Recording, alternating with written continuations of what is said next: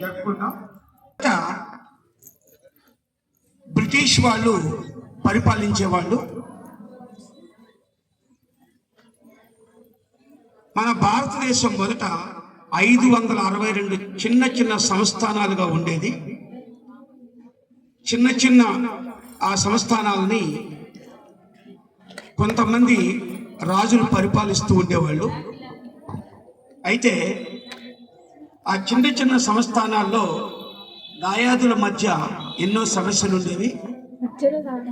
మేము వ్యాపారం చేసుకుంటామనే విషయంతో బ్రిటిష్ వారు, ఫ్రెంచ్ వారు, డచ్ వారు మన దేశానికి వచ్చి వ్యాపారం చేసుకుంటూ సుమారుగా భారతదేశాన్ని వీళ్ళ మధ్య ఉన్నటువంటి ఈ రాజుల మధ్య ఉన్న అనైక్యత ఆధారంగా చేసుకొని వాళ్ళ మధ్య కలతలు సృష్టించి భారతదేశం మొత్తాన్ని హస్తగతం చేసుకున్నారు. క్రీస్తు శకం 1600 సంవత్సరంలో ఈస్ట్ ఇండియా కంపెనీ స్థాపించబడింది. ఈస్ట్ ఇండియా కంపెనీ ఏలుబడిలో కొంతకాలం భారతదేశాన్ని పరిపాలించిన తర్వాత బ్రిటిష్ మహారాణి పరిపాలనలోకి వెళ్ళిపోయింది భారతదేశం. తర్వాత మనం హీనాతిహీనమైనటువంటి పరిస్థితులు ఎదుర్కోవాల్సి వచ్చింది. మన దేశాన్ని మనమే పరిపాలించుకోవాలి, వాళ్ళ ఏలుబడిలో మనం ఇబ్బంది పడకూడదు అనే ఉద్దేశంతో భారతదేశంలోని స్వాతంత్ర సమరయోధులంతా కూడా స్వాతంత్ర కాంక్షను ప్రజల్లో రగులు కొల్పి స్వాతంత్రం కావాలని చెప్పేసి ఎలుగెత్తి చాటి స్వాతంత్ర కాంక్షను రగిల్పి జనంలో దేశభక్తిని రగిల్చారు. వారందరూ కలిపి దేశ స్వాతంత్రం కోసం పోరాటం చేశారు. వీళ్ళందరూ తన ధన మాన ప్రాణాలని కోల్పోయారు మన దేశం కోసం, మన దేశ ప్రజల కోసం. తర్వాత చాలా కాలం తర్వాత మహాత్మా గాంధీ, సుభాష్ చంద్రబోస్, సర్దార్ వల్లభాయ్ పటేల్ లాంటి వీర యోధుల ద్వారా మన స్వాతంత్రం సిద్ధించింది. ముఖ్యంగా చెప్పాలంటే స్వాతంత్రం తేవటంలో ప్రధాన పాత్ర పోషించింది సుభాష్ చంద్రబోస్.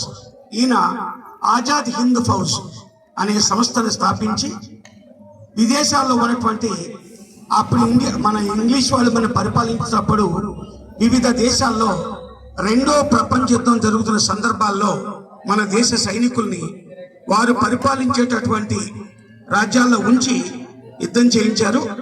వాళ్ళందరినీ ఒక తాటి మీదకి తీసుకొచ్చి ఆజాద్ హింద్ ఫౌజ్ స్థాపించి క్విట్ ఇండియా ఉద్యమాన్ని లేవదీశారు. క్విట్ ఇండియా ఉద్యమానికి సుభాష్ చంద్రబోస్ అనుసరిస్తున్న వైఖరికి బ్రిటిష్ వారు భయపడి భారతదేశాన్ని వదిలిపెట్టి వెళ్ళిపోయారు. ఈ వదిలిపెట్టి వెళ్ళిపోయేటప్పుడు కూడా మన దేశాన్ని ముక్కలుగా చేసి వెళ్ళిపోయారు. తర్వాత భారతదేశాన్ని పరిపాలించే అవకాశం జవహర్లాల్ నెహ్రూ గారికి వచ్చింది. మహాత్మా గాంధీ, జవహర్లాల్ నెహ్రూ, సర్దార్ వల్లభాయ్ పటేల్ లాంటి యోధులంతా మనకి స్వాతంత్రాన్ని సంపాదించి పెట్టిన వాళ్ళు ప్రముఖులు ఉంటారు.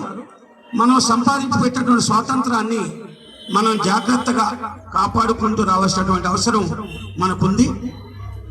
మనం స్వాతంత్రం, స్వేచ్ఛ వాయువుల్ని పీల్చాలని చెప్పేసేసి వాళ్ళు త్యాగాలు చేసి మనకి స్వాతంత్రాన్ని సంపాదించి పెట్టారు. సంపాదించి పెట్టేటువంటి స్వాతంత్రం బహుశా ఇలా అవుతుందని చెప్పి వాళ్ళు ఊహించకపోవచ్చు. సంక్షేమ పథకాల పేరుతో భారతదేశాన్ని ముక్కలుగా చేస్తూ మళ్ళీ పాత పరిస్థితులు ఉద్భవిస్తాయో అని చెప్పేసి అనుమానం కలుగుతోంది. ఈ క్రమంలో నేటి బాలైనటువంటి మీరే రేపటి పౌరులు అవుతారు. కాబట్టి మీ అందరూ కూడా జాగ్రత్తగా చదువుకొని ఉన్నతమైన స్థితికి చేరుకోవాలని చెప్పేసి ఆకాంక్షిస్తూ ముందుగా క్రమశిక్షణ అలవాటు చేసుకొని మీరు ఏదైనా చేయండి, ఉద్యోగం చేయండి, మీకు ఏదొస్తుంది అని చదువుకున్న ప్రతి వాళ్ళకు ఉద్యోగాలు వస్తాయని చెప్పేసి గ్యారెంటీ ఏమీ లేదు. కానీ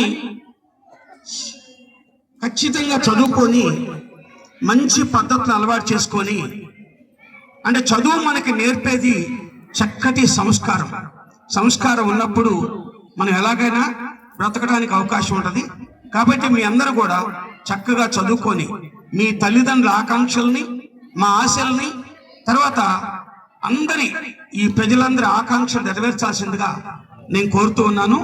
ఈ సందర్భంగా మనమందరం కూడా ఒక ప్రతిజ్ఞ చేయాల్సిన అవసరం ఉంది. ఈ మన కార్యక్రమాలు పూర్తి అయిపోయిన తర్వాత ఆ ప్రతిజ్ఞని చేద్దాం. ఓకే, మీ అందరూ కూడా క్రమశిక్షణతో రోజు పాఠశాలకు వచ్చి చక్కగా చదువుకోవాలని చెప్పి ఆకాంక్షిస్తూ ఈ స్వాతంత్ర దినోత్సవ శుభాకాంక్షలు తెలియజేస్తూ ధన్యవాదాలు తెలుపుకున్నా. Thank you very much.